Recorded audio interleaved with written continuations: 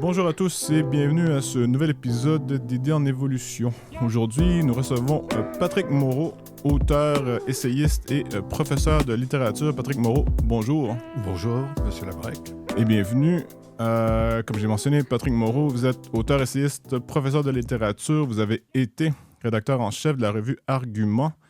Vous êtes aujourd'hui collaborateur régulier dans les pages du Devoir au sein de la série Point de vue.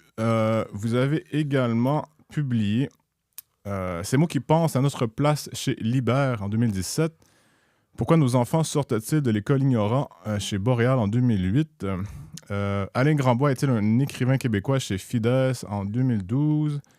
Et vous avez également participé à différents livres collectifs, notamment Psychologie de la connerie, édition Sciences humaines 2018, ainsi que L'exil et l'errance, chez Libère en 2016. Mais aujourd'hui, on vous reçoit pour la publication de votre livre Écrire à contre-courant chez Somme toute le devoir, qui est une collection de vos textes publiés au fil des années depuis 2018 à peu près? 2014, le premier.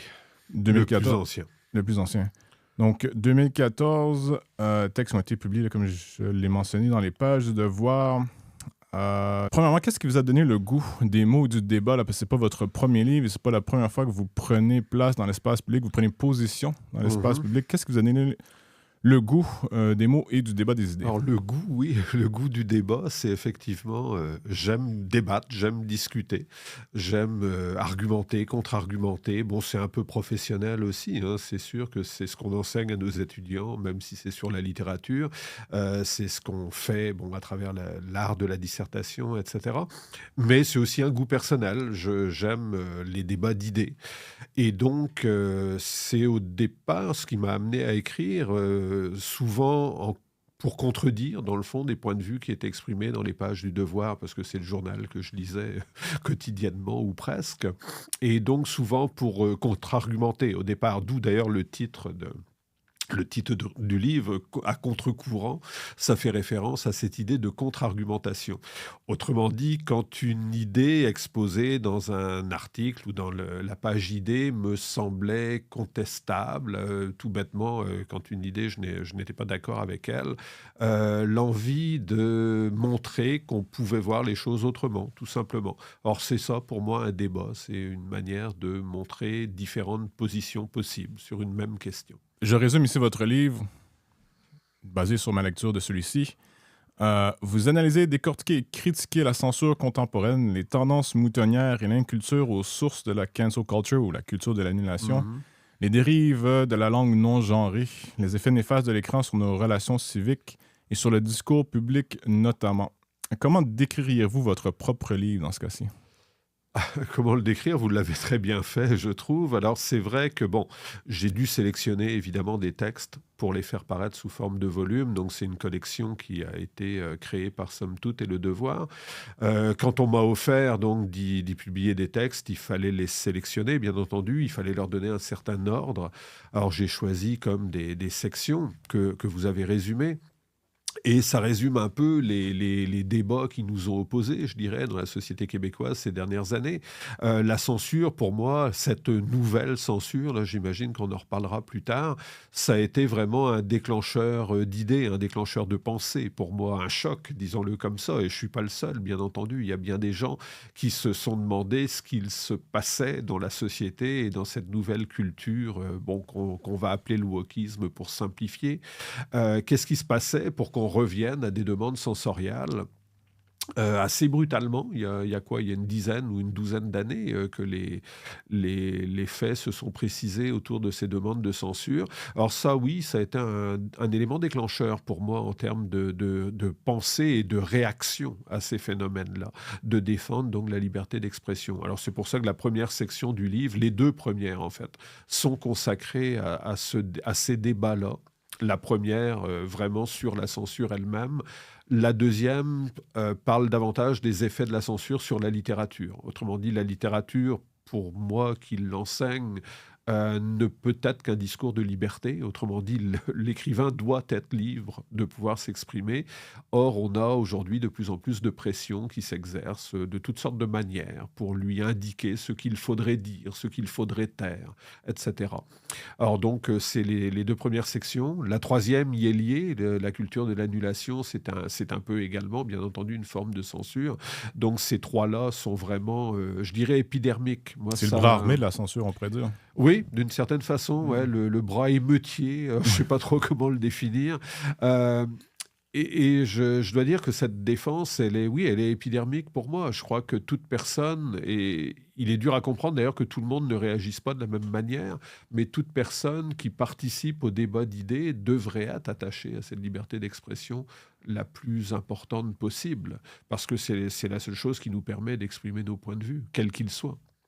Sommes-nous encore attachés au débat des idées? J'ai l'impression qu'on Bonne est à une question. époque où il est de moins en moins attaché à la liberté d'expression et donc au débat des idées. On veut plutôt imposer une vérité que je mets entre guillemets ici qui est subjective et donc le débat est de plus en plus optionnel. Tout à fait, il y a un côté dogmatique, là aussi étrange dans la culture contemporaine, qui se revendique d'ailleurs de courants de pensée qui normalement devraient déboucher sur une grande liberté de pensée et qui en fait aboutissent à imposer des dogmes de plus en plus, des choses qu'on n'a pas le droit de remettre en question, qui s'expriment souvent sous forme de slogans.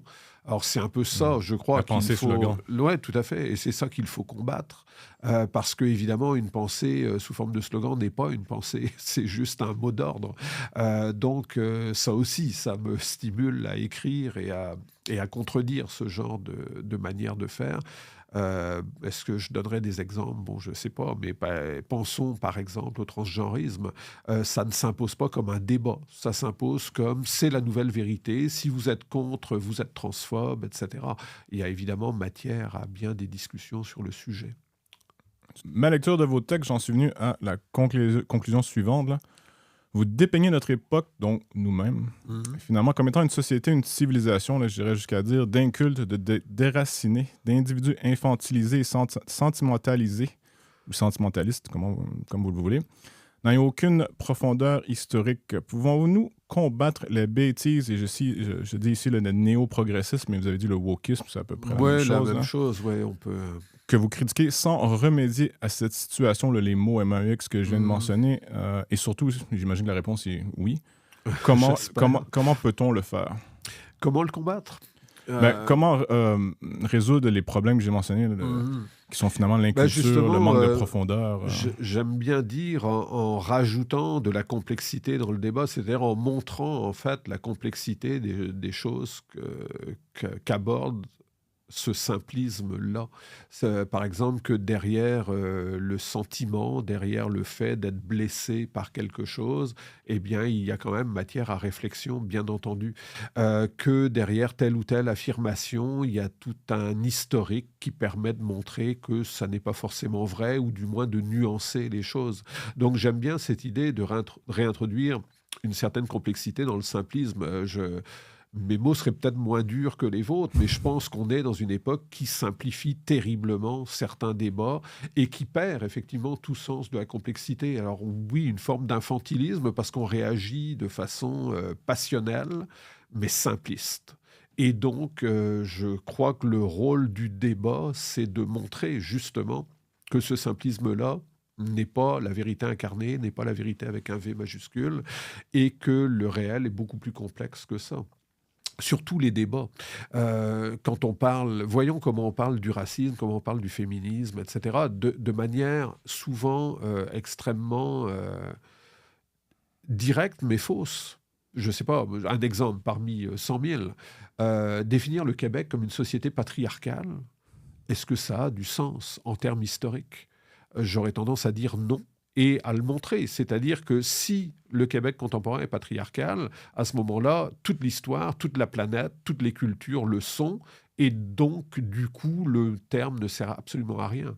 Autrement dit, si on veut continuer à utiliser, et c'est fort souhaitable de les utiliser, ces concepts-là, il faut forcément en limiter l'application. Quelque chose qui désigne absolument tout ce qui existe n'est pas utile en termes conceptuels, ne mène à rien.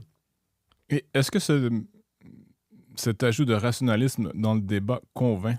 Par expérience personnelle, j'ai eu plusieurs conversations avec différentes personnes, des débats à propos de différentes idées. Je ne sais pas si j'ai réussi à convaincre qui que ce soit, peu importe le rationalisme que j'espérais ajouter, qui devait être teinté pour être franc d'une certaine subjectivité, mes propres émotions, si on peut dire. Mais ça l'est toujours. Ça l'est toujours, exact. Mais par expérience, le débat mène rarement à convaincre l'autre plus qu'à, je dirais, moins que simplement ajouter certains faits pour essayer d'enrichir le discours. Mais qu'est-ce que ça donne spécifiquement à court terme? Je ne sais pas. On ne convainc pas les convaincus, je dirais. C'est-à-dire qu'effectivement, débattre avec ce que j'appellerais des militants, des gens qui ont déjà une idée très arrêtée sur quelques questions que ce soit, c'est généralement voué à l'échec. Mais c'est l'intérêt, je dirais, que les débats soient publics. C'est-à-dire que quand on fait un débat public, on ne s'adresse pas uniquement aux gens que l'on va contredire, mais on s'adresse aussi justement au public. Et là, je crois que il y a une forme d'éducation à travers le débat. C'est-à-dire qu'on va épuiser des arguments pour et contre, et on va à ce moment-là développer une pensée. Je sais pas, je donne un exemple. J'ai beaucoup débattu ces derniers temps sur l'écriture inclusive.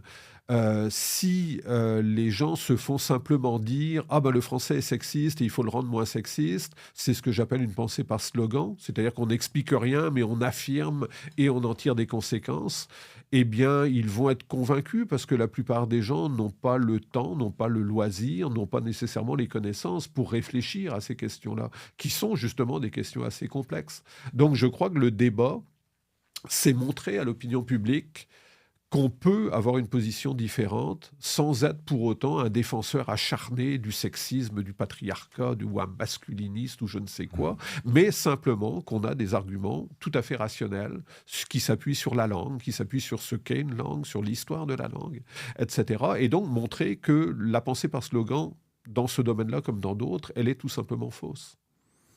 Des fois, on touche des gens sans savoir aussi qu'on écrit publiquement, qu'on prend la parole publiquement. On ne le sait pas parce qu'on n'aura pas de retour sur la chose, mais en fait, on a eu un impact quelconque, disons.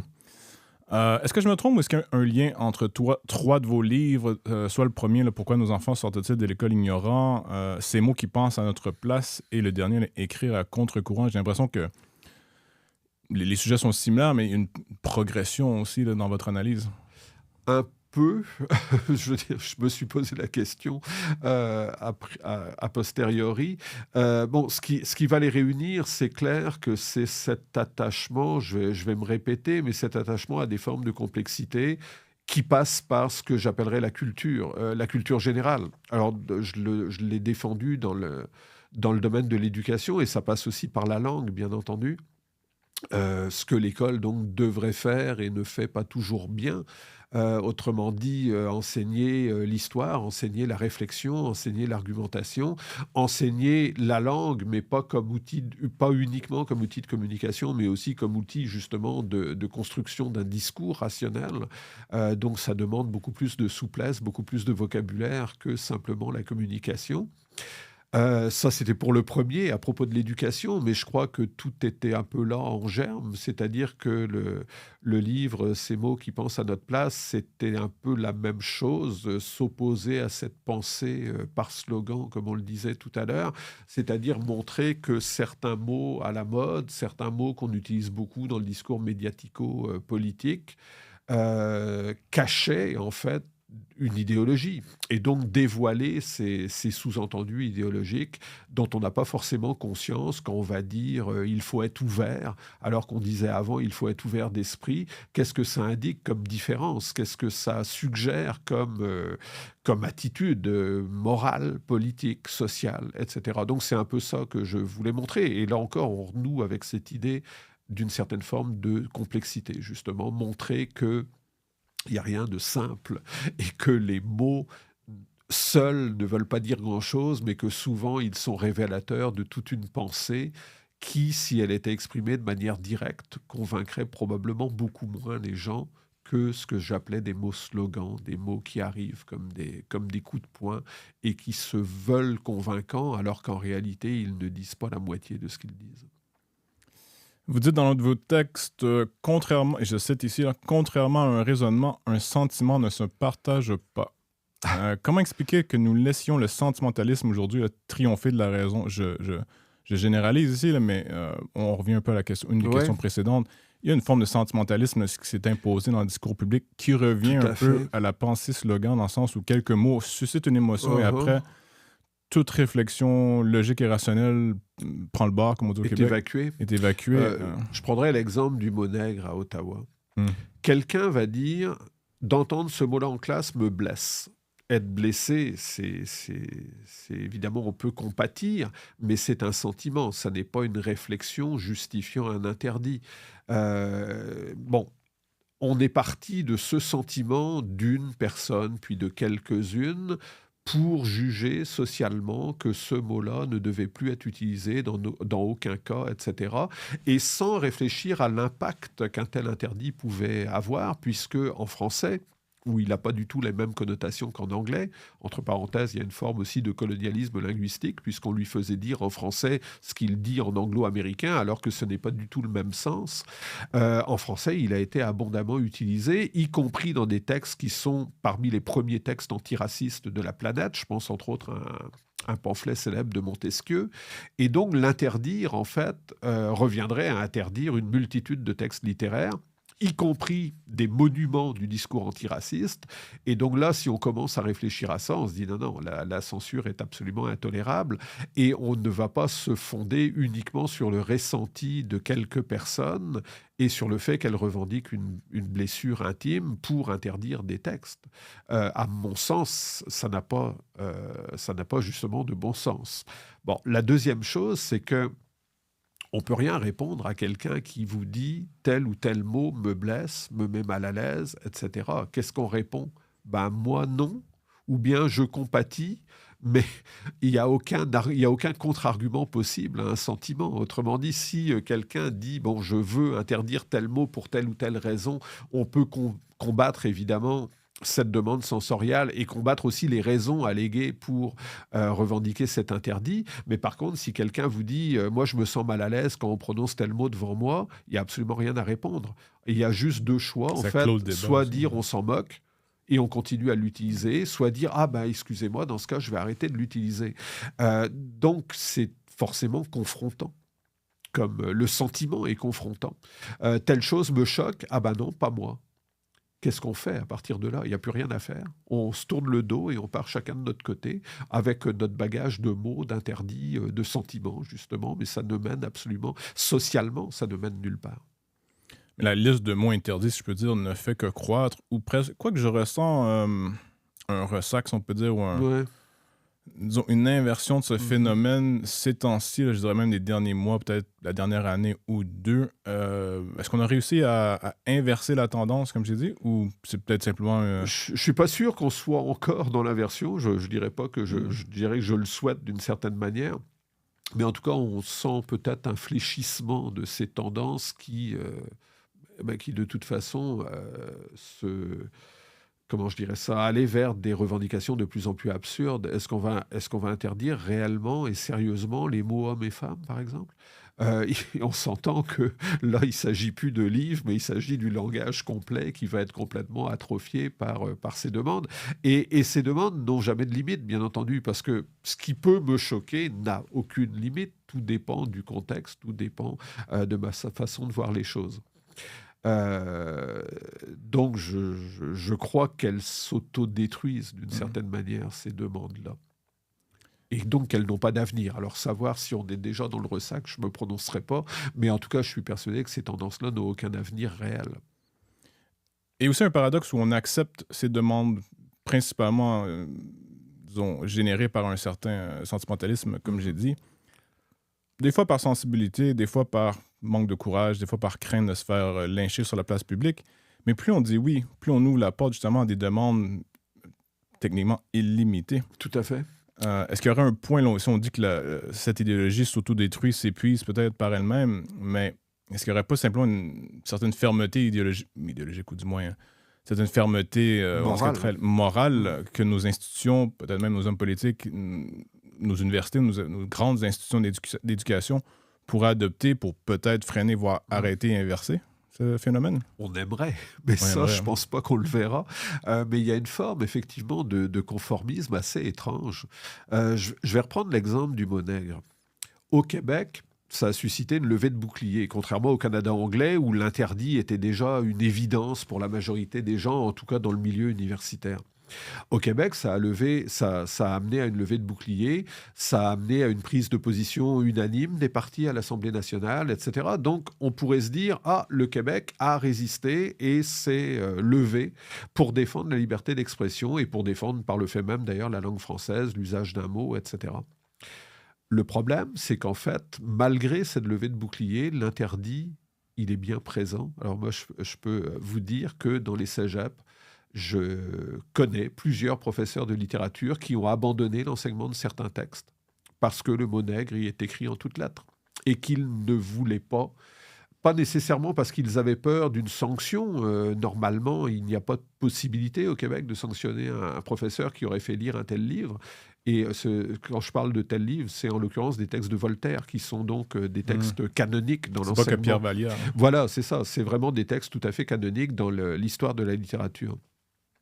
Et donc, c'est pas une peur, enfin, c'est pas une peur de la sanction directe, parce que les risques sont, je pense, assez limités, mais c'est une peur de susciter des réactions des étudiants, de créer un malaise, et en même temps, quand même, en arrière-plan, le fait d'être à peu près convaincu que nos administrations ne nous soutiendront pas. Mm. Et donc, cette censure, elle se transforme en autocensure, mais l'autocensure est beaucoup plus efficace en réalité que n'importe quelle censure. D'ailleurs, le but d'une censure, C'est l'objectif réel. c'est de provoquer l'autocensure, tout à fait. Alors ça, c'est aussi inquiétant. Il y a une espèce de, j'ose peut-être pas dire lâcheté, mais on n'en est quand même pas très loin. En tout cas, un manque d'armature morale pour dire non. On dirait que socialement, collectivement, nous avons du mal à dire non à certaines demandes qui se drapent toujours dans des idéaux évidemment légitimes, évidemment acceptés très majoritairement, ici l'antiracisme, mais bon, la censure, c'est toujours, historiquement, il n'y a pas d'exception, c'est toujours présenté comme une défense du bien, que ce soit la censure religieuse ou la censure communiste en URSS, on censurait ce qui était considéré comme mal. Donc, le prétexte moral n'est pas un bon prétexte pour censurer. Sinon, toute censure est légitime, bien entendu. Et je reviens à cet exemple-là. On aimerait que des gens, particulièrement des intellectuels dans le milieu universitaire, dans le milieu collégial, des directeurs, des recteurs d'université, disent non, votre demande est irrecevable pour telle et telle raison. Et on est tout à fait d'accord qu'aucun discours raciste ne sera toléré, mais interdire un mot, ça n'est pas interdire un discours raciste, c'est interdire un mot. Ça n'a rien à voir. En parlant des mots, dans votre texte, ou plus d'un texte d'ailleurs, au sein de votre livre Écrire à contre-courant, vous parlez de la signification et du signifié. Pouvez-vous nous parler un peu là, de la distinction qui serait utile, je crois, pour le commun des mortels dans ce qui a trait aux mots risqués? Bon, c'est une idée qui est au centre de la linguistique moderne, c'est Saussure, donc le signifié, le signifiant, le fait qu'un mot a une apparence sonore, ce qu'on appelle son signifiant, mais que son signifié, en fait, est une notion intellectuelle, son sens, si vous voulez, la définition du dictionnaire. Or, évidemment, le signifié d'un mot ne prend sens que dans un discours. Alors, c'est pour ça qu'il est totalement aberrant de vouloir interdire des mots, parce que, reprenons l'exemple du mot nègre, ce mot-là, on peut condamner, comment je dirais ça, ce mot-là ne peut pas, on ne peut pas dire c'est un mot raciste, dans le sens où évidemment il ne devient raciste que s'il est utilisé de manière raciste à l'intérieur d'un discours, par exemple comme insulte. À ce moment-là, clairement, il est raciste, mais le mot lui-même ne l'est pas. Et dans l'exemple de Madame Lieutenant Duval, c'était fascinant, puisqu'elle le donnait comme exemple justement d'une réappropriation par les communautés noires américaines de ce mot péjoratif comme un mot un mot honorable, un mot mélioratif à partir du moment où ils l'utilisaient entre eux. Donc c'est un exemple parfaitement légitime de ce phénomène qu'on connaît bien par ailleurs d'un point de vue linguistique, mais il n'y avait évidemment pas l'once d'un discours raciste dans ce qu'elle disait. C'était purement et simplement un exemple parfaitement légitime. Et donc ne pas le comprendre et croire que le mot a toujours le même sens, c'est ne rien comprendre au langage lui-même.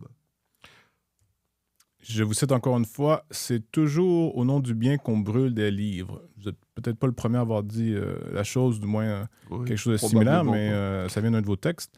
À la lecture de vos textes, on prend en conclure que vous écrivez non seulement à contre-courant, mais aussi contre l'empire du bien, là, pour utiliser un livre assez, ou du moins une série de Ouais, textes ouais. assez bien connus de Philippe Murray. Comment et pouvons-nous critiquer, et je mets ici entre guillemets, le bien, comme on l'entend aujourd'hui, hein? Parce que c'est un D'abord peu ce que vous parce que faites dans vos oui, critiques, tout à dans fait, vos ouais, textes au tout à final, fait, hein. parce qu'on a l'impression, on revient sur l'idée de simplisme du départ, mais on a l'impression que s'impose de plus en plus dans la société depuis, disons, une vingtaine d'années. Encore que Philippe Murray, c'était bien 10 ans plus Années tôt, donc 90, ouais. ça fait peut-être bien une trentaine d'années, s'impose une conception absolument simpliste du bien avec un B majuscule.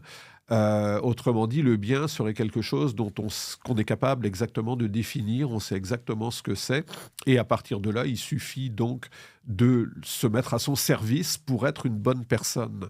C'est ce que j'appelle le moralisme. Mhm. Et on l'oppose généralement à la morale qui, elle, est problématique. C'est-à-dire qu'on ne sait pas ce qu'est le bien, mais on essaie d'agir au mieux selon les circonstances, selon les personnes, etc. Ça, pour moi, c'est la morale. Et la morale engage la liberté de l'individu. Le bien, avec un B majuscule, débouche forcément sur des formes de conformisme. Et c'est exactement ce qu'on a aujourd'hui, c'est-à-dire des gens qui généralement appartiennent, disons, aux classes moyennes éduquées, puisque ce sont des phénomènes qui viennent en grande partie des universités, qui tout à coup se transforment en dévots du bien, alors qu'on attendrait d'eux, justement, d'elles, de ces personnes, qu'elles aient une réflexion morale un peu plus poussée que, disons, nos ancêtres du Moyen Âge, qui eux aussi avaient une conception du bien avec un B majuscule, au nom de laquelle, pardon, ils allaient brûler leurs voisins ou brûler des livres. Alors qu'on en soit là est un peu étrange au XXIe siècle, mais il y a un peu de ça. Et d'ailleurs, les manifestations de ce bien-là, ne pas prononcer un mot en entier, mettre un point médian à tel ou tel mot, quand on y pense, elles sont un peu ridicules. Est-ce que ça suffit à définir quelqu'un comme une bonne personne? Personnellement, je trouve ça totalement conformiste et totalement superficiel comme attitude. Mais c'est bien là-dedans que l'on est. On est dans une espèce de moralisation sociale où il faut montrer patte blanche. Alors, si vous ne dites pas mot en haine, mais que vous prononcez le mot en entier, comme je l'ai fait tout à l'heure, vous êtes une mauvaise personne, vous êtes suspect de racisme, peut-être même raciste carrément. Si vous luttez ou n'utilisez pas tout simplement l'écriture inclusive et que vous écrivez encore des courriels en disant bonjour à tous, alors qu'il y a des femmes parmi les gens à qui vous vous adressez, alors là, vous êtes un masculiniste achevé, etc. Rions-en, c'est quand même tout à fait ridicule. Personnellement, j'ai le plus grand respect pour les femmes, mais l'écriture inclusive, non. Et ça n'a rien à voir avec la façon dont on considère les femmes. C'est tout simplement une réflexion sur la langue, une réflexion justement aussi sur ce qu'est la moralité, donc ce qu'est bien agir, qui m'amène à prendre ces positions-là. Et bon, mais je le répète, il y a quelque chose de très superficiel, de très artificiel dans ce moralisme-là. Et c'est un peu choquant de la part de gens qui, par ailleurs, sont des intellectuels. On se donne bonne conscience à peu de frais, j'ai l'impression, avec ce Tout genre à de fait. moralisme, comme vous avez dit. Ouais. Mais je reviens sur une chose que vous avez dite, l'école. Bon, vous avez parlé, Mhm. vous êtes prof de littérature. Ouais. Vous avez dit, on a peur de ne pas être appuyé par la direction, de un. Je dirais même qu'on a la Vous certitude avez la qu'on ne le sera certitude, pas. tout à fait. Distinction importante. Et surtout, vous avez mentionné quelque chose d'extrêmement pertinent, c'est que ces idées-là, grosso modo, viennent de l'université. Donc, Oui, l'institution primordiale dans ce qui a trait au savoir de notre société est à l'origine de cette espèce de tout à fait. Oui. moralisme. C'est pas inquiétant? C'est inquiétant, c'est totalement inquiétant. Parce que... C'est pas nouveau, par contre, hein, si je peux me permettre. non, On peut penser aux années 60, mai 68 en mhm. France, ou ce qu'on a Ouais, appelé ouais. le mouvement hippie ici, qui a peut-être ses qualités, là, mais qui a certains défauts aussi, Mhm. et qui a pris naissance à l'université. Donc, ça date, Oui, c'est pas oui, tout à récent, fait. hein. Alors, d'un côté, il est normal que les universités soient un peu, les étudiants et certains enseignants forment une sorte d'avant-garde intellectuelle, voire d'avant-garde révolutionnaire, ou en tout cas qu'elle lance des idées audacieuses politiquement, socialement. C'est tout à fait normal. L'un des problèmes qui se pose, c'est quand il n'y a pas d'opposition au sein de C'est un l'université. monolithe C'est-à-dire, aujourd'hui. la différence par rapport aux années 60, c'est que le discours des universitaires est devenu de plus en plus homogène. Entre autres, toute cette vulgate, appelons ça déconstructionniste, qui s'est beaucoup imposée en Amérique du Nord, beaucoup plus qu'en Europe, comme la vérité. Et donc, il est très difficile aujourd'hui de trouver, je ne sais pas moi, un pédagogue ou un sociologue qui n'adhère pas à ces idées-là et qui enseigne pourtant à l'université. Alors, la sélection par les pairs, c'est quelque chose de très bien et de très démocratique, mais quand ça aboutit à un conformisme intellectuel, c'est un peu un problème. Alors, on sait qu'en Amérique du Nord, dans bien des départements, probablement moins au Québec qu'aux États-Unis ou au Canada anglais, mais le phénomène est quand même très présent aussi. C'est instauré une forme, dans certains départements, c'est évident, de conformisme intellectuel. Et là, ça, c'est grave parce qu'à l'université, il devrait y avoir une pluralité d'opinions, une pluralité de thèses mises de l'avant par les différents enseignants. C'est ça qui est enrichissant, me semble-t-il, pour les étudiants. Si les enseignants ont tendance à dire tous la même chose, on a un problème. C'est que l'éducation glisse vers l'idéologie, vers le conformisme, vers un discours unique. Ça, j'avoue que j'ai des problèmes avec ça. Moi, quand j'étudiais en France, on avait des professeurs, on le savait, de toute tendance politique.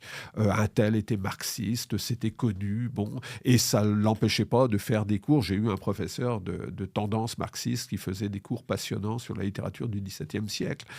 Tel autre était abonné au discours féministe en littérature, et c'était très bien comme ça. Mais il y avait 10, 15, 20 tendances différentes. Autrement dit, c'était plus enrichissant d'un point de vue intellectuel d'être confronté à des enseignants qui, globalement, étaient tous bons et construisaient tous un discours cohérent, mais qui étaient évidemment contradictoires dans leur base théorique, en tout cas.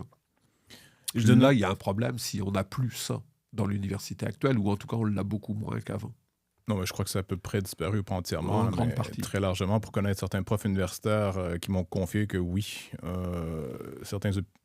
ne dis pas des opinions ici, c'est des façons de penser qui sont très rationnelles, mais qui sont complètement évacuées ou qui deviennent dangereuses de les appuyer publiquement, que ce soit au sein des départements ou au sein de l'université en entier. Je donnerai un exemple personnel quand j'ai écrit mon livre « Comprendre le conservatisme en 14 entretiens », qui est donc constitué de 14 entretiens avec différents conservateurs, penseurs, philosophes.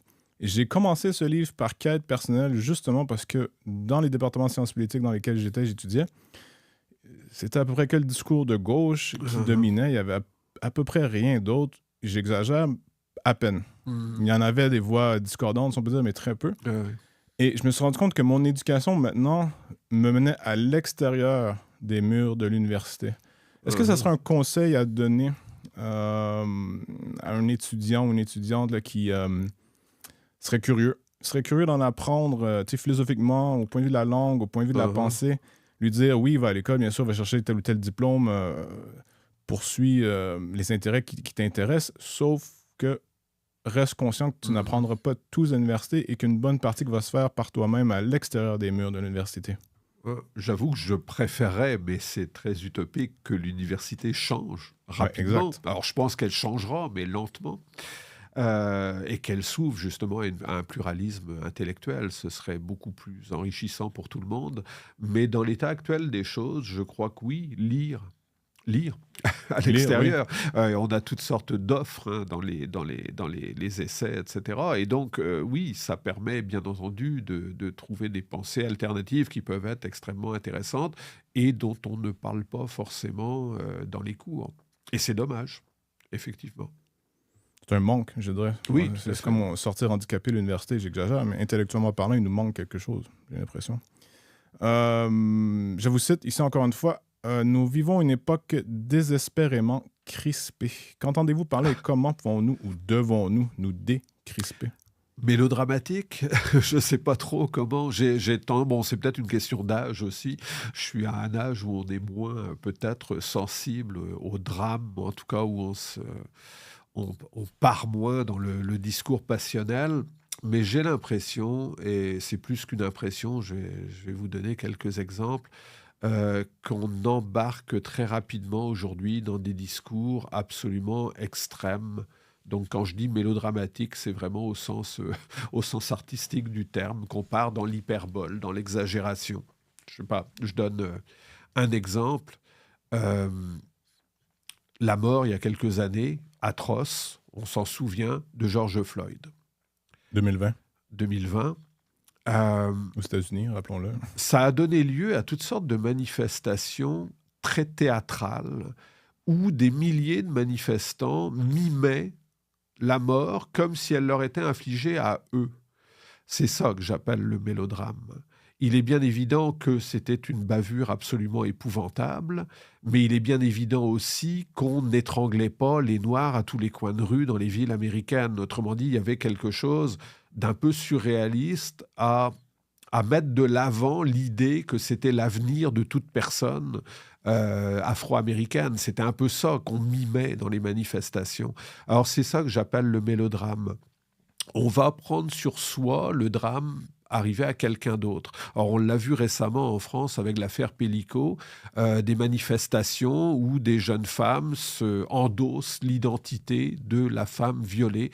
Et ça n'enlève rien à l'horreur du drame, juste bien avant, entendu. surtout pour les Québécois, en fait, là, Oui, l'affaire donc Pellico est c'est moins connue une ici, je femme crois. qui a été droguée par son mari et qui l'a, on parle de soumission chimique, donc, et qui l'a livrée littéralement en pâture à d'autres hommes pour qu'ils la violent alors qu'elle était inconsciente. Donc c'est une affaire absolument sordide, absolument Fait les dégoûtante, manchettes en France. qui a hein. fait les manchettes pendant plusieurs semaines. Mais est-ce que ça implique que toute Française peut être n'importe quand violée et que tout Français ou tout homme est par le fait même un violeur? C'est là que j'estime qu'on passe au mélodrame. C'est-à-dire qu'on passe à une lecture très hyperbolique d'un fait divers. Et je le répète, aussi atroce et épouvantable soit-il, ce fait divers, est-ce qu'on peut généraliser les choses? Et on a tendance à faire ça tout le temps. Un dernier exemple, lors de l'invasion de l'Ukraine par l'armée russe, Ah on oui. lisait un peu partout et on entendait des hommes politiques le dire, ce n'est que le début, Poutine va envahir l'Europe. Il suffit de voir ce que ça a donné militairement pour se rendre compte que, un, il n'en avait absolument pas les capacités, mais que de deux, il n'en avait probablement pas l'intention. Mais dire ça vous faisait passer pour un espèce d'individu louche qui aurait été pro-russe, etc. C'est juste le bon sens et ça n'implique pas évidemment de légitimer l'invasion de l'Ukraine. La question n'est pas là. Simplement de dire attention, c'est pas nécessairement, il n'y a pas nécessairement une volonté folle de conquérir le monde. Donc on glisse rapidement dans le mélodrame, on glisse rapidement dans une lecture comme personnelle, subjective, de crises qui sont extérieures à nous. Et ça, je ne sais pas d'où ça vient. Enfin, je me pose des questions sur ce rapport-là. C'est un peu dans la nature humaine, hein, je crois. C'est dans la nature humaine, mais je pense que c'est lié aussi, en fait, à l'Internet, aux écrans, disons-le comme ça. Il y a un chapitre entier qui parle Ouais, des qui écrans. porte d'ailleurs. là-dessus dans mon livre, et alors c'est quelque chose qui me fascine. Je suis pas de cette génération qui est née avec un écran entre les mains.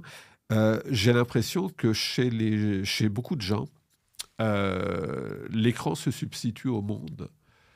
Sauf que l'écran, il est mélodramatique. Ce que je veux dire par là, c'est que ce qu'il va nous montrer pour attirer notre attention, ce sont toujours des choses assez chocs dans lesquelles on veut nous impliquer, puisque c'est ça qui va nous faire cliquer sur l'image suivante, etc. J'ai l'impression, bref, pour résumer, que ça occasionne une perte de contact avec le réel. Et justement avec la complexité du réel. Le fait que... L'interposition de l'écran? Oui, Ouais. le fait que si on prend en compte la réalité ou si on a un peu lu sur l'histoire et sur l'histoire militaire, etc., il est facile de se rendre compte qu'envahir un continent complet, c'est pas la même chose qu'envahir un pays. Vous voyez ce que je veux dire? On a toujours, donc, on retombe sur cette idée de simplisme. Le mélodrame, c'est de tout voir de façon très catégorisée. C'est tout noir, c'est tout blanc. La pureté, le mal absolu. Et c'est évidemment, là encore, une vision très simple des choses, trop simple des choses, et qui empêche de comprendre le réel. Vous comparez aussi l'affaissement de la liberté d'expression aujourd'hui à la censure d'autrefois, censure dans le contexte québécois, disons, influencé par le catholicisme et la main lourde de l'Église à l'époque. N'y a-t-il pas une différence, cependant, entre les deux, dans le sens où, aujourd'hui, à mon sens, la censure, la culture de l'annulation, le néoprogressisme a plutôt comme objectif de déconstruire et donc de détruire aussi, à mon avis. Tandis que la censure de l'époque, aussi, des fois, malhabile était-elle, souhaitait préserver quelque chose. Il n'y a pas une différence, une distinction à faire entre ces deux censures? Oui, et il y a même une étrangeté de la censure actuelle. Parce que, normalement, dans tout, j'allais dire, dans toute l'histoire, la censure est toujours le moyen que prend le pouvoir, et généralement le pouvoir est plus ou moins majoritaire, pour imposer sa vérité à des minorités qui la contestent. C'est la logique même de la censure. C'est-à-dire on prend le pouvoir ou on assoit le pouvoir avec la censure? Elle défend le pouvoir d'une manière ou d'une autre. Alors que ce soit le pouvoir de l'Église, mais cette censure ecclésiastique, elle s'exerçait, depuis toujours d'ailleurs, contre les rares minorités qui la contestaient. C'est-à-dire, ça dépend des époques, mais par exemple au XVIIIe siècle, les philosophes des Lumières, mais ils étaient minoritaires dans la société et dans l'opinion publique de l'époque. Et donc, la censure a beau jeu de défendre le bien qui est reconnu comme un bien par la majorité des gens, en général. Alors, c'est la même chose, je reprends l'exemple de la censure communiste. Elle défendait le communisme, mais qui était considéré comme le bien absolu, le sens de l'histoire, etc., et qui avait plus ou moins forcé, mais qui avait quand même l'aval d'une grande partie de la population soviétique, si on prend l'exemple de l'URSS. Alors, la censure actuelle est étrange, parce qu'elle s'exerce au nom de minorités, et de minorités souvent infimes, et s'impose à la majorité. Alors, c'est une espèce d'inversion du phénomène sensorial normal, entre guillemets, qui va de la majorité, qui impose ses volontés à la minorité. On a aujourd'hui, donc, des minorités qui imposent, et des minorités, je le répète, de plus en plus infimes, intellectuelles, morales, et qui veulent imposer à la majorité des choses que la majorité ne conçoit même pas. On parlait tout à l'heure de l'interdiction du mot homme et femme dans toutes sortes de papiers administratifs. Maintenant, ça se fait, on parle de personnes, etc. La majorité, elle n'en a même pas conscience. Quand elle le découvre, c'est un peu une surprise. C'est pas un peu vrai de l'histoire en général, dans le sens que les minorités font l'histoire. C'est toujours un groupe de gens relativement restreint en termes de nombre, mais qui sont très motivés, en général assez bien informés, éduqués, qui maîtrisent les mots. On parlait de la langue tantôt. C'est vrai. Et ces gens vont influencer les masses, on peut dire. Donc, c'est pas particulièrement nouveau. Mais elle ne censure pas. Je veux dire, Voltaire était victime de la censure, mais lui-même ne revendiquait pas le droit de censurer l'Église catholique, par exemple. C'est ça qui est étrange dans la situation actuelle. Alors, il faut s'entendre, ces minorités seules n'ont strictement aucun pouvoir. En fait, on est dans une situation vraiment étrange où le pouvoir, et je parle vraiment du pouvoir politique, soutient indirectement des demandes qui se présentent comme révolutionnaires. Je vais donner un exemple. Les gens qui ont renversé la statue de McDonald's il y a quelques années, centre-ville de Montréal. Et qui l'ont au centre-ville de Montréal, et qui l'ont par le fait même décapité, si je me souviens bien, la tête avait cassé. Ou je sais plus quoi. Vrai. J'ai plus le détail exact, mais en tout cas, bref. On a une manifestation qui vire un petit peu à l'émeute dans le sens où on s'attaque à un monument public. Aucune intervention du pouvoir, qui est pourtant supposé défendre la place publique. Autrement dit, on n'a pas vu de policiers anti-émeute venir protéger une statue. Ça aurait été assez cocasse d'ailleurs, mais on ne l'a pas vu.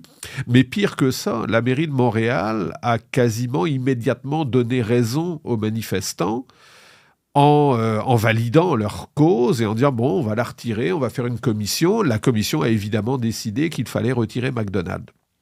Alors, on est dans une situation vraiment bizarre, où on a des gens qui se croient révolutionnaires, mais qui sont soutenus, en fait, par l'État. C'est pareil pour le fameux mot nègre à l'université d'Ottawa. C'est le recteur lui-même qui a sanctionné la professeure qui n'avait rien fait, mais il l'a fait avec le soutien implicite du gouvernement fédéral. Je me souviens très bien des commentaires de Justin Trudeau à cette époque-là, qui, dans le fond, lui donnait absolument raison. Donc, c'est une situation bizarre, mais ça n'est pas du tout une censure des minorités. C'est en fait une censure qui est encouragée par un certain pouvoir, mais qui peut se donner le beau jeu de ne censurer personne, mais qui en réalité tolère une forme de censure qui n'est même pas populaire, puisque ce sont des minorités généralement assez peu représentatives de l'opinion publique. Donc là, on a un phénomène assez nouveau, mais qui s'est déjà vu dans l'histoire, dans le domaine religieux, entre autres, des extrémistes religieux qu'on laissait agir, et puis on tolérait, disons, leur extrémisme parce que ça faisait l'affaire des dirigeants religieux en place.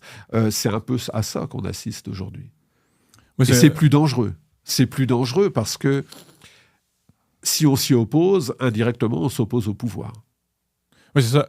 La fausse révolution aujourd'hui est plutôt cooptée par le pouvoir en place, ce qui lui donne une certaine puissance, mais une impuissance en même temps, parce que ces gens-là jouent à la révolution, un simulacre, mais ne font que servir les intérêts puissants de certaines personnes. Exactement, et y compris les idéologies. Parce que quand on y pense, ce fameux wokisme qui se présente toujours qu'on présente souvent comme d'extrême gauche, révolutionnaire, etc. J'avoue que personnellement, j'en fais une analyse complètement différente. Moi, j'y vois plus un ultralibéralisme. C'est-à-dire qu'en fait, les tendances qu'exagèrent ces manifestants-là, sont les tendances du libéralisme canadien, qui d'ailleurs, alors pas du libéralisme au sens philosophique du terme, parce qu'elles sont plutôt anti-libérales, mais c'est bien le type de discours qui est encouragé depuis une vingtaine d'années au Canada par le Parti libéral. Alors parler de révolution, c'est évidemment un simulacre absolu. On n'est pas du tout dans une dynamique révolutionnaire. Au contraire. Et d'ailleurs, si on poursuit sur cette question-là, les manifestations généralement venues des universités, les manifestants, pardon, généralement venus d'une université, ne représentent pas des victimes, ne représentent pas des catégories sociales victimisées par la société, mais représentent une forme d'élite. Ce sont des gens qui, demain matin, seront professeurs d'université, chefs dans l'administration, ou le sont déjà. Et donc, moi, ça me fait toujours penser à ce livre que j'ai adoré et qui me semble admirable, de Christopher Lasch, La révolte des élites. Et j'en parle souvent. Alors, j'ai écrit quelque part qu'on était maintenant au stade de la révolution des élites. C'est-à-dire qu'on a ces mêmes personnes, mais qui maintenant se veulent révolutionnaires. Mais évidemment, une révolution qui n'en est pas une, puisque en grande partie, ces élites-là sont déjà au pouvoir. Tout à fait. Il y avait un intellectuel français, son nom m'échappe, mais qui avait théorisé, à mon avis, à juste titre, l'infiltration de la gauche par le capital. En gros, les années 90, la fin du communisme avait fait que le grand... Jean-Claude Michet? Jean-Claude Michet, oui, okay. Parfait. On y est, non? J'ai l'impression que la gauche, aujourd'hui, sans s'en rendre compte, défend les intérêts du grand capital. Oui, alors là, il ne faudrait pas me lancer sur le sujet de la gauche, parce que j'en aurais peut-être trop long à dire, mais effectivement, une certaine gauche, on l'a observé autant en Amérique du Nord qu'en Europe, a accepté en fait les idées du libéralisme. C'était l'époque de la mondialisation heureuse, disons-le, les années 90 essentiellement. On a vu en France à l'époque le Parti socialiste qui était un parti de gouvernement qui alternait avec la droite au pouvoir et qui défendait jusque-là une social-démocratie qui était son credo depuis 1945 et même avant. On l'a vu changer tranquillement de voie et défendre donc une adaptation sociale à la mondialisation, ce qui voulait dire donc un frein au système social français, qui était assez généreux, disons-le comme ça. Il l'est encore quand même. Et qu'il l'est encore, mais beaucoup moins qu'il y a une vingtaine ou une trentaine d'années. Plus ou moins sous la présidence de Mitterrand à l'époque. Entre autres, ça a commencé effectivement... Michel était assez critique de ça. Tout à fait, ça a commencé sous le septennat de François Mitterrand.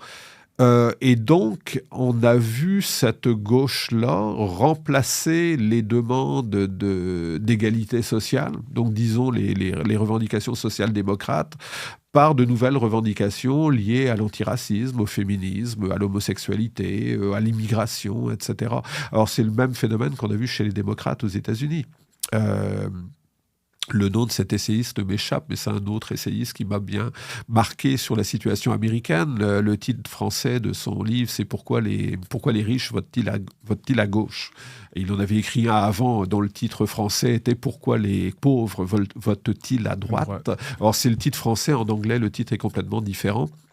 Mais il explique très bien que les démocrates ont fait exactement le même choix au début des années 70, c'est-à-dire qu'ils ont abandonné des demandes politiques qui les associaient aux syndicats pour adopter des demandes politiques minoritaires. Donc ils se sont lancés à fond dans les débats sur la race, sur les communautés sexuelles, etc., le féminisme bien entendu. Alors c'est autrement dit une tendance forte qu'on observe également au Canada, bien entendu. Le Parti libéral, mais également le NPD, se sont largement lancés dans ce discours-là, au détriment de revendications, disons, plus universelles et donc plus égalitaires, qui concernaient tout le monde. C'est ce que les Américains appellent la French Theory. C'est un des héritages, tout à fait. Idéologique. C'est un des héritages de la French Theory. Le déconstructionnisme à la Foucault, tout à fait. notamment. Ouais.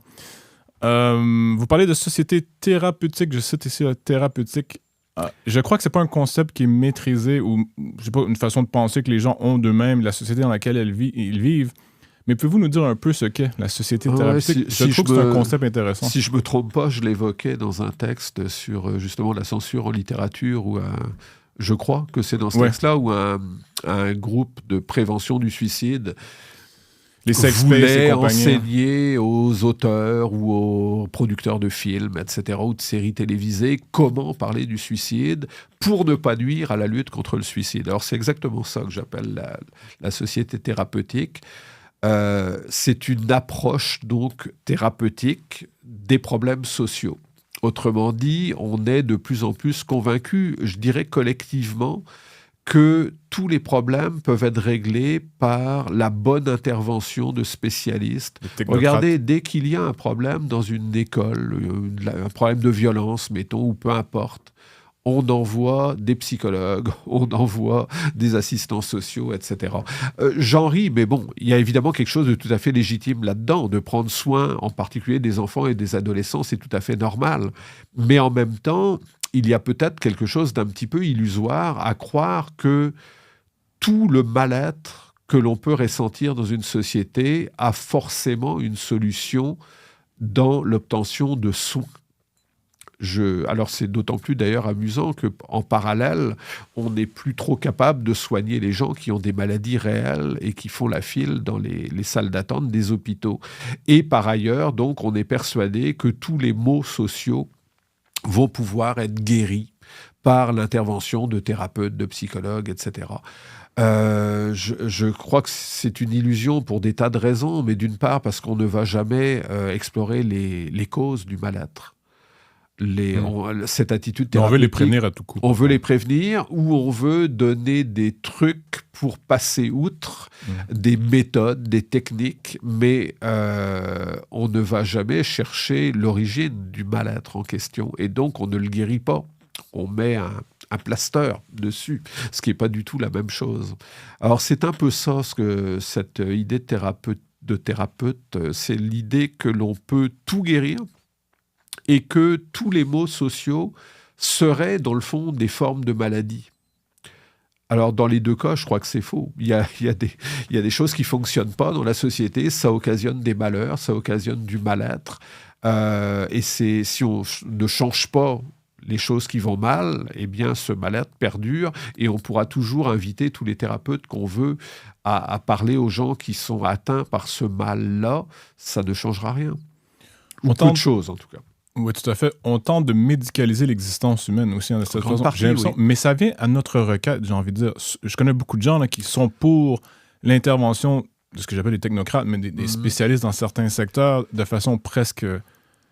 Il n'y a pas de limite, en fait. Là. C'est en tout temps, en tout moment, il faut que quelqu'un vienne régler nos problèmes, les prévenir c'est encore mieux. Oui.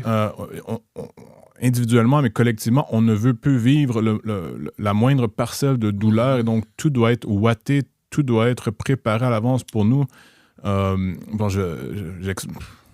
dans une tangente ici, là, mais la pandémie, c'est un peu ça. En fait, la réaction moutonnière, j'ai envie de dire, des gens qui demandaient toujours plus de sécurité dans une situation où de façon réaliste, on ne pouvait pas garantir une sécurité à 100%. On peut jamais garantir On ne peut jamais, mais sécurité on à 100%. voulait le faire. Et on créait l'impression de pouvoir le faire. Il n'y a pas quelque chose du point de vue collectif qui est inquiétant, c'est qu'on demande en fait cette espèce de paternalisme étatique. Tout à fait, oui. Ouais, je crois qu'on est demandeur de plus en plus. Ça peut être dans certains cas légitime, dans d'autres plus contestable. Et évidemment, là où il y a une demande, il y a une réponse. Autrement dit, il y a bien entendu des administrations, y compris le pouvoir politique, qui s'empressent de répondre à cette demande-là. Ce qui occasionne un phénomène un peu dialectique, parce que plus on intervient pour soigner les gens, plus on les fragilise d'une certaine manière. Alors je voudrais pas du tout passer pour celui qui croit qu'il faut être droit dans ses bottes, comme disait un certain homme politique, et être prêt à affronter tous les maux possibles et imaginables. Mais on peut quand même dire qu'on manque un peu aujourd'hui de résilience pour affronter un certain nombre de malheurs. Or, les malheurs font partie de l'existence. Donc simplement en être conscient et reconnaître que le bonheur n'est jamais garanti et que d'ailleurs, que serait le bonheur si son inverse n'existait pas? Il y a aussi ça, c'est que ce n'est pas vraiment le bonheur qu'on recherche, mais parce que ça ne va pas sans le risque du malheur, sécurité. Justement, c'est une forme de sécurité. Et l'excès de sécurité est évidemment un mal. Alors je suis tout à fait d'accord et je suis même absolument pour. J'ai évoqué tout à l'heure la social-démocratie. Je crois, moi, que la société peut et doit garantir un certain nombre de risques, minimalement, pour éviter qu'on sombre facilement dans la grande misère et dans la détresse la plus absolue. Un filet social, comme on dit. Un filet social. Mais par contre, la société ne peut pas garantir le bonheur de chaque individu. Elle peut, en revanche, armer les individus moralement, presque culturellement, pour qu'ils soient capables d'affronter un certain nombre de malheurs. On ne le fait pas. Je vais donner un exemple qui ne plairait pas à mes étudiants s'ils m'entendaient. L'école. Je vais évoquer mon éducation, mais bon, j'ai été éduqué plutôt dans une école où les professeurs n'hésitaient pas à mettre des mauvaises notes, à mettre parfois des commentaires assez assassins sur les copies. Mais généralement, on était les premiers en tant qu'élèves à reconnaître que c'était légitime. C'est-à-dire que le commentaire nous faisait peut-être pas plaisir si on disait « t'as rien fait et puis tu mérites un 0 », mais on était prêt à reconnaître que c'était vrai. On n'avait rien fait et que c'est pour ça qu'on avait une mauvaise note. Aujourd'hui, on ne veut plus froisser l'élève, et ça dès l'école primaire. Et donc, on veut que tout soit facile, que tout se fasse dans une certaine harmonie. Le résultat, c'est que les élèves, les enfants, n'apprennent pas vraiment à faire des efforts. Or, si on n'apprend pas à faire d'efforts dans le travail scolaire, qu'est-ce qu'on va faire plus tard? Est-ce qu'on va l'apprendre plus tard? Ou est-ce que l'apprentissage va être extrêmement violent sur le marché du travail et qu'à ce moment-là, on sera mal équipé pour affronter cette réaction-là? Alors, c'est un peu ça que je veux dire. Moi, j'ai vu au cégep, parce que la marche en passant de l'école secondaire au cégep est très haute. Les deux régimes d'enseignement sont très mal rivés l'un à l'autre, en termes de programme, en termes d'exigences, etc. Et donc, on voit souvent en première session des étudiants qui s'effondrent, qui ne comprennent absolument pas qu'ils aient une note épouvantable. Et ils s'effondrent moralement parce qu'ils n'en ont jamais eu.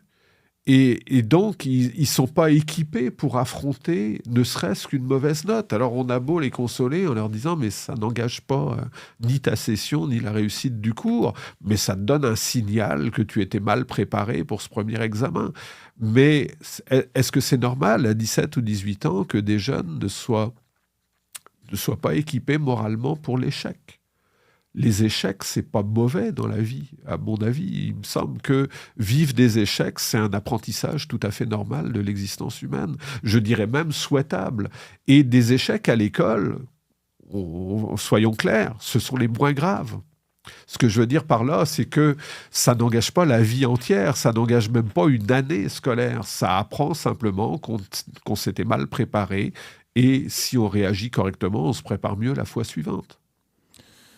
Si la logique actuelle ce qu'on appelle le wokisme ou le néo-progressisme va jusqu'à son aboutissement logique, disons, il n'y a rien qui l'arrête, à quoi est-ce que le monde ressemblera-t-il? Oh, intéressant, ça serait un sujet romanesque assez intéressant. Une dystopie peut-être? Oui, une sorte de dystopie. Ou une utopie, dépendamment du point de vue. Si on...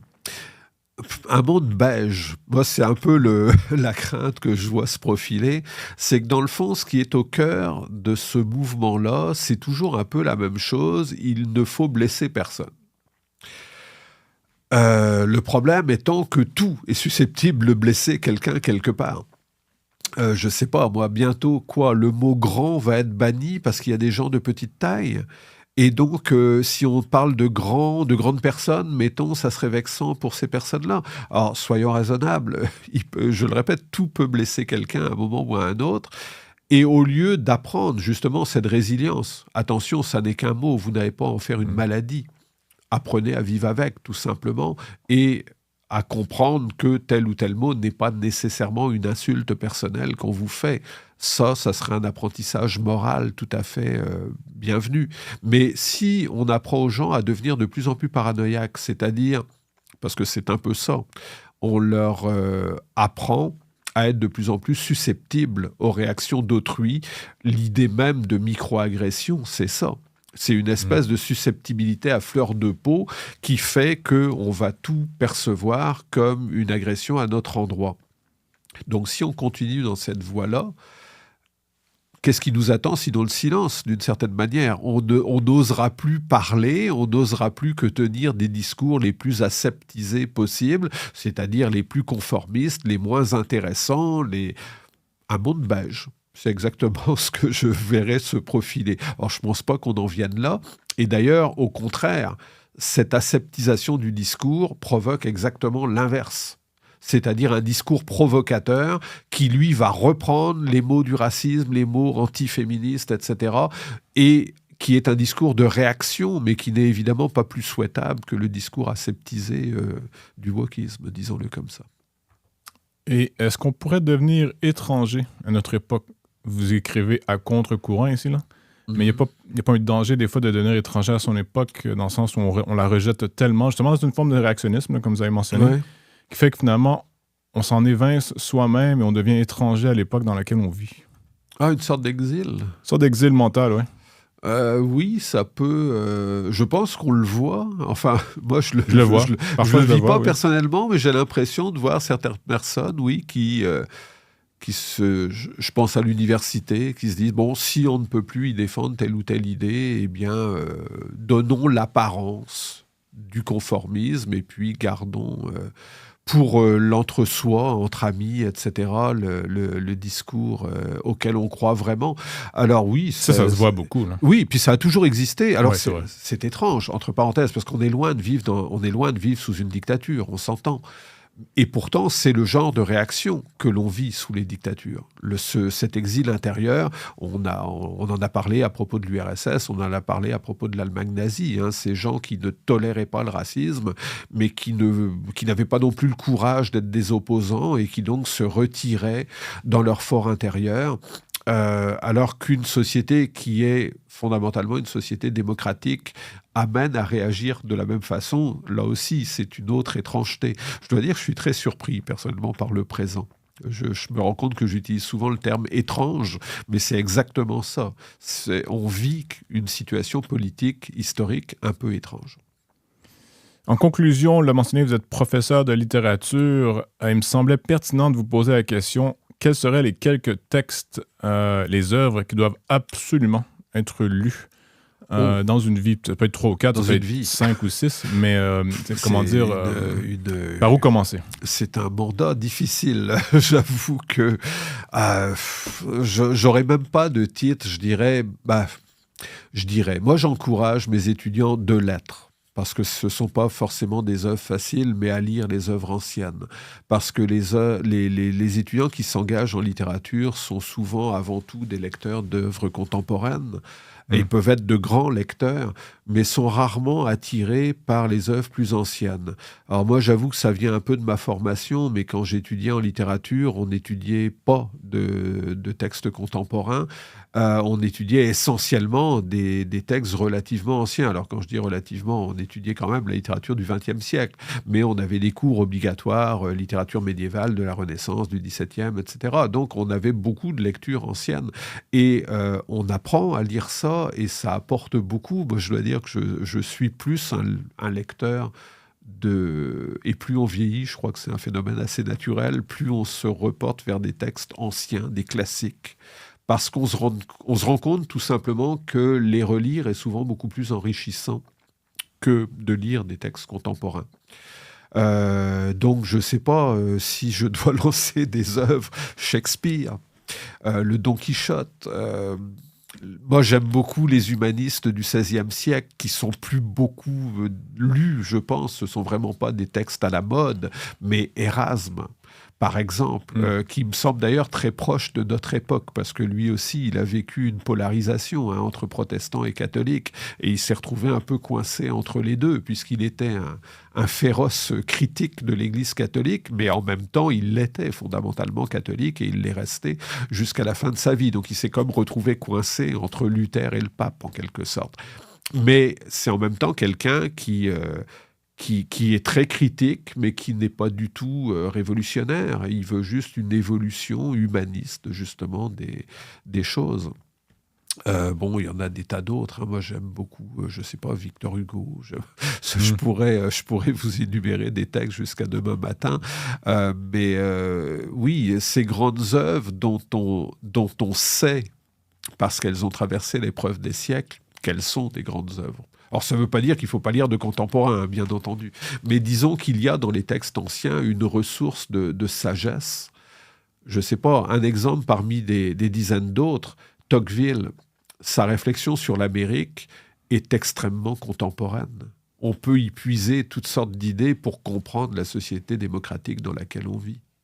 Et très souvent cité. Vous mentionnez aussi l'auteur américain Philip Roth. Oui, il avait, en tout cas, je ne suis pas un grand lecteur de son œuvre au complet, mais il a écrit certains romans qui sont fascinants, entre autres La Tâche, sur laquelle j'ai plusieurs fois écrit, puisqu'il analyse justement cette progression de la cancel culture dans les universités américaines. Bon, c'est l'histoire d'un professeur qui est sanctionné pour avoir prononcé un mot que l'on va considérer comme raciste alors qu'il ne l'était absolument pas dans son esprit. Donc on voit bien se profiler des choses qui sont très actuelles aujourd'hui, et ça a été écrit il y a une trentaine d'années. Patrick Moreau, rappelons que votre livre « Écrire à contre-courant » est disponible dans toutes les bonnes librairies. J'espère. Espérons. Je vais inclure un lien donc dans la description, bien sûr. Patrick Moreau, mot de la fin.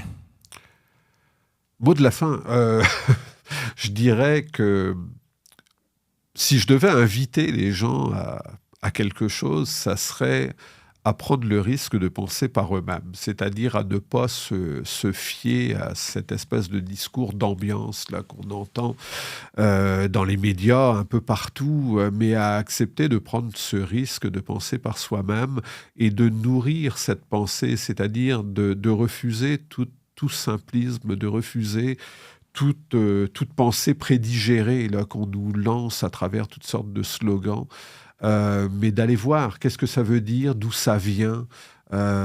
Toujours l'origine des choses est intéressante. Dans la pensée, je pense à l'origine philosophique, par exemple. Je ne sais pas, un exemple parmi d'autres possibles. Le débat sur la laïcité qui oppose à l'heure actuelle une majorité de Québécois à une très grande majorité de Canadiens anglais.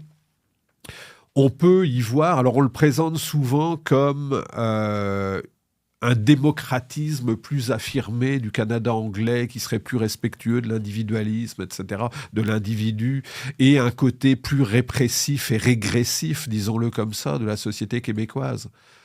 Or, ça n'a rien à voir. Quand on creuse ces notions-là, on réalise qu'elles sont très fortement culturelle.